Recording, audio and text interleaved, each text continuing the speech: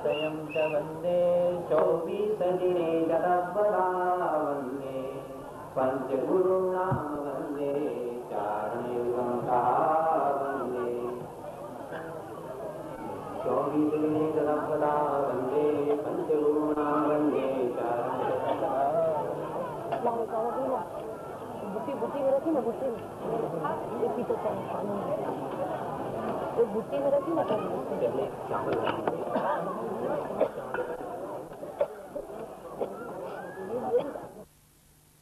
आचार्यों ने स्त्री के दो ही लिंग बताए, एक स्त्रीलिंग का एक आरिका।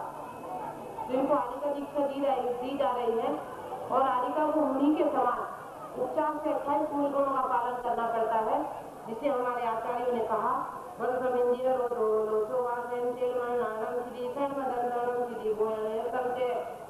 महाव्रत 5 समिति 5 इंद्रिय विजय 5 इंद्रिय विजय और 7 आवश्यक और 7 शेष गुण।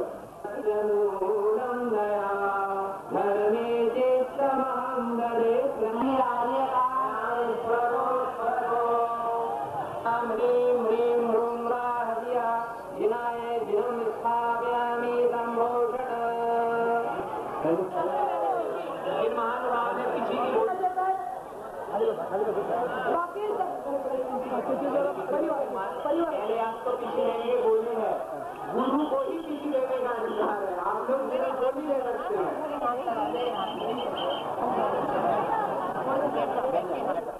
थोड़ा आप लोग बैठ जाओ, थोड़ा पीछे आप लोग बैठ, पीछे बैठ। पीछे क्यों नहीं जा रहे हैं लोग? आपका क्लियर आना चाहिए, क्लियर आना चाहिए। बैठ जाओ। ಅದಕ್ಕೆ ಪಿಚ್ಚಿ ಇಲ್ಲ, ಪಿಚ್ಚಿ ಇದೆ, ಇದರ ಹೆಸರು ಏನಿದೆ? ಸಂಯಮ ಉಪಕರಣ. ಪಿಚ್ಚಿ ಉಪಕರಣ ಗ್ರಹಣ ಗ್ರಹಣ.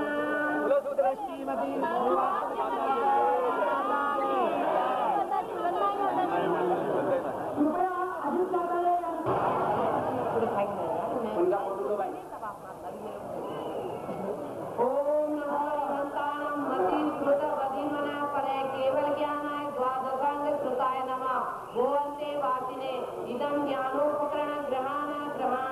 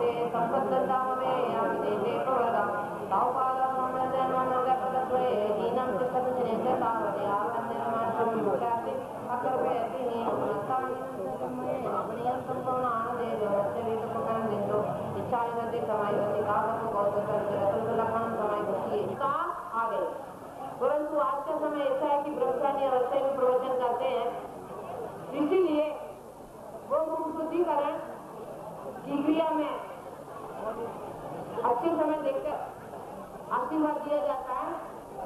तो मुख शुद्धिकरण तो आज के समय पहले ही हो जाता है, सभी बात पढ़ी हो जाते हैं, प्रवचन करना आता ही आपने सुना है।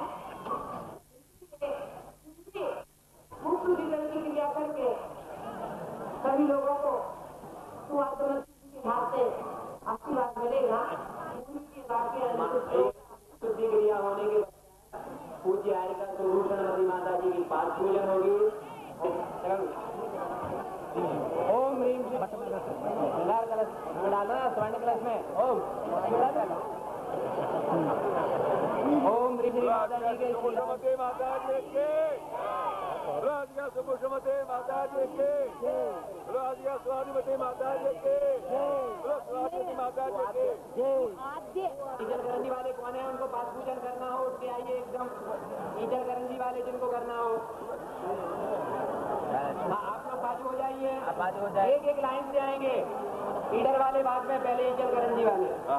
लो ये लो करस लो, एक एक जन लाइन से आएंगे। आप लोग बाजू हो जाओ कृपया।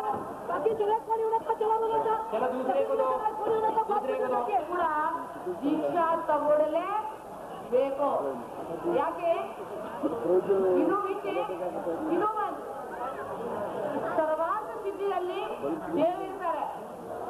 ಬಂದ್ ಹೋಗತಾರಿ ಅಂದ್ರೆ ಬಂದ್ ಭಾವ ಆದ್ಮೇಲೆ ಖಂಡಿತ ಮೋಕ್ಷ ಪ್ರಾಪ್ತಿ ಆಗತ್ತೆ. ಆ ದೇವ್ ಕೂಡ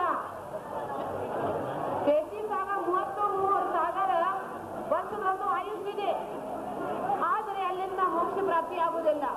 ಮೋಕ್ಷ ಪ್ರಾಪ್ತಿ ಮಾಡಲಿಕ್ಕೆ ಮನುಷ್ಯ ಜೀವನ ಬೇಕು. ಮನುಷ್ಯ ಜೀವನದಲ್ಲಿ ಉಚ್ಚ ಕುಲುಚ್ಚ ಜಾತಿ ಬೇಕು. ಉಚ್ಚ ಕುಲುಚ್ಚ ಜಾತಿ ಸಿಗಿನ ಉಚ್ಚ ಸಂಸ್ಕಾರ ಬೇಕು. ಉಚ್ಚ ಸಂಸ್ಕಾರ ಇದೆ ಕೂಡ ಜೀವನದಲ್ಲಿ ಸಂಯಮ ಖಂಡಿತ ಬೇಕು. ನಮ್ಮ ಗುರು ದಯಾಸಾಗರ್ ಜಿ ಹೇಳ್ತಾ ಇದ್ರು, ಯಾವಾಗಲೂ ನರ್ತನ ಪಾಯ ಮಹಾತಪ ಕೀಜೆ ಯಾಮೆ ಕಾರ್ಯ. ಸಂಸಾರದಲ್ಲಿ ಮನುಷ್ಯ ಜೀವನ ಪ್ರಾಪ್ತ ಆಗಿ ಏನ್ ಮಾಡ್ಬೇಕು? ಮಹಾತಪ್ ಕರ್ಮ ನಿರ್ಜರ ಸಲುವಾಗಿ ನಿಮ್ಮ ಮನಸ್ಸಲ್ಲಿ ಪ್ರಶ್ನೆ ಆಗ್ಬೋದು, ಅಮ್ಮ ಪಂಚಮ ಕಾಲದ ಮುಕ್ತಿ ಸಿಗೋದಿಲ್ಲ, ಸುಮ್ಮನೆ ಯಾಕೆ ಮನೆ ಬಿಟ್ಟು ಹೋಗ್ಬೇಕು, ಮನೆಗೆ ಇರ್ಬೇಕು? ಆದ್ರೆ ಆಚಾರ್ಯ ಹೇಳ್ತಾರೆ ಖಂಡಿತ ಇದೆ, ಪಂಚಮ ಕಾಲದಲ್ಲಿ ಮುಕ್ತಿ ಪ್ರಾಪ್ತಿ ಆಗೋದಿಲ್ಲ.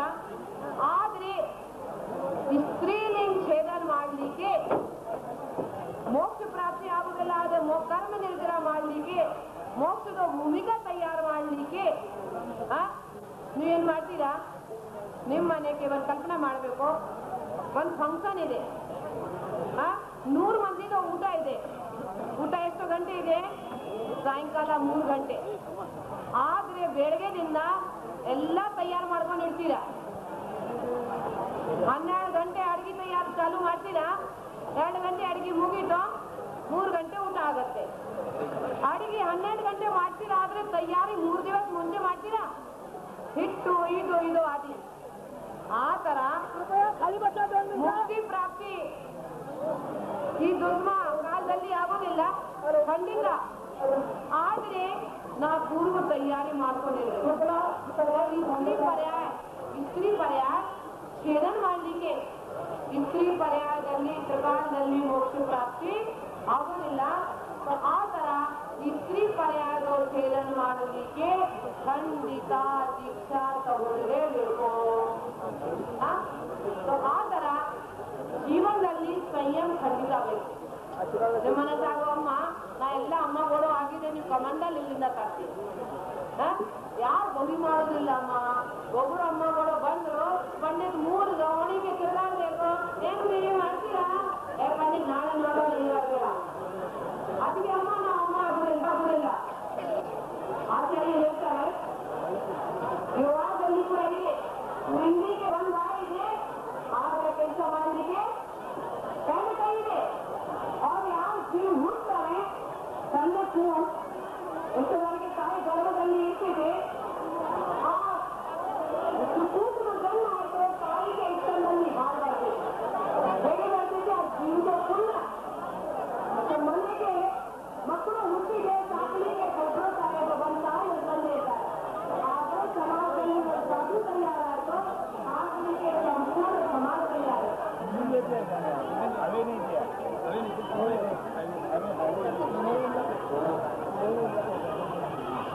अभी तक आपने कन्नड़ में सुना, कन्नड़ बोलना पड़ता है, इसका वही लोग नाराज हो जाते हैं।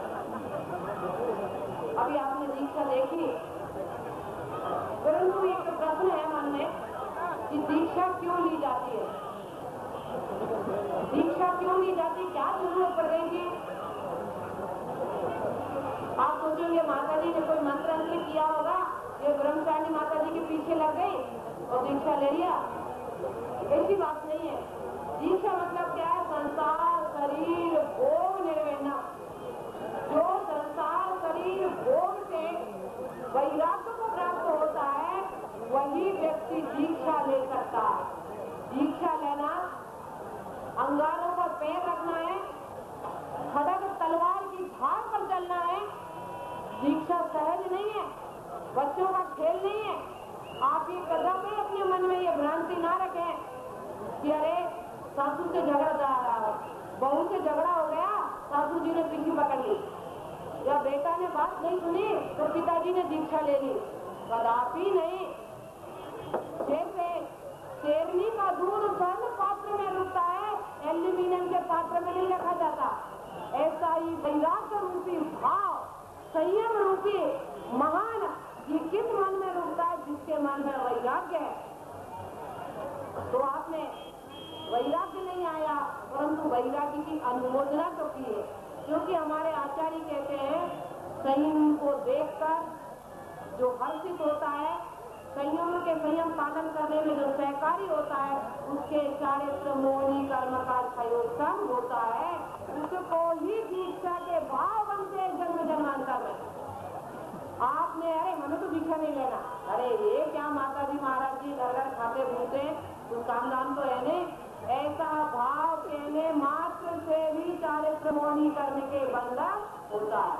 और मुनि आरिकाओं को देखकर, संयम को देखकर जो हर्षित होता है, उसके चारित्र मोहनी कर्म का सहयोग होता है। एक बात महाराष्ट्र की बात कहाँ की है? महाराष्ट्र की वो भी भीड़ जिला की, परंतु बात अभी की नहीं है, करोड़ों वर्ष की है। मुनि सोमेश्वरनाथ भगवान के पीरियड की, जब मुनि सोमेश्वरनाथ तीर्थंकर का काल था, तो कुलभूषण देवभूषण दोनों मुनि महाराज ध्यान कर रहे थे, परंतु ध्यान स्थिर नहीं हो रहा था। फिर राम लक्ष्मण को वनवास तो मिल ही गया था, तो वन घूमते घूमते उसी गांव में पहुंच गए। तो शाम पड़ते लोग दौड़ के गांव के बाहर जा रहे थे। रामचंद्र जी ने पूछा, भाई बात क्या है? बोले मालूम नहीं, पहाड़ के ऊपर एक बहुत जोरदार आवाज होती है, तो हम लोग रात में भाग जाते हैं। तो रामचंद्र जी ने कहा मैं जाके देखता हूँ। तो बोले अरे कितने सुंदर तुम लोग राजकुमार, तुम्हारी माँ ने कितनी पुण्यशाली तुमको जन्म दिया, ऐसे सुंदर सपूत क्यों जा रहे मर जाओ? रामचंद्र जी ने कहा मैं तो देखूंगा। तो लक्ष्मण बोले मैं भी आऊंगा, सीता जी बोली मैं भी आऊंगा। आप सोच में जाके चले, तुम चले जाओ, मैं तो घर में बैठी हूँ। ऐसी करते ना आप लोग? यदि ऐसी कोई परिस्थिति आ जाए तो आप अपने पति को भेज देंगे और आराम से घर बैठी रहेंगे। परंतु सीता जी ने क्या कहा, मैं भी साथ में आऊंगी।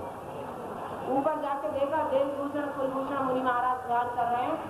एक व्यंतर पूर्ण भाव के वैर भाव के कारण उत्सर्ग कर रहा है। रामचंद्र जी लक्ष्मण ने उत्सर्ग निवारण किया, क्योंकि नेमिचंद्र आचार्य त्रिलोकसार में कहते हैं यदि हमारे पाप कर्मों का उदय है तो एक व्यंतर को 100 जीवों की अकाल मृत्यु करने की शक्ति है। तो करे या न करे बात की बात, शक्ति। जैसे वो उत्सर्ग कर रहा था, उत्सर्ग निवारण हो गया। तो आप क्या प्रश्न पूछोगे? भगवान महाराष्ट्र की बम्बई ड्रा हमारे नाम से कब पहुंचे, इतना ही पूछेंगे आप। नहीं तो भगवान हमारा फोन नंबर कब मिलेगा, हमारे बेटे का पीएमसी में करके एमबीबीएस में कब एडमिशन होगा। रामचंद्र 14 वर्ष से वनवास में भटक रहे थे, फिर भी क्या प्रश्न नहीं पूछा, हे भगवान हमें राज्य कब मिलेगा, ऐसा प्रश्न नहीं पूछा। क्या पूछा, भगवान हम मोक्ष कब जाएंगे, हम भक्त हैं या नहीं?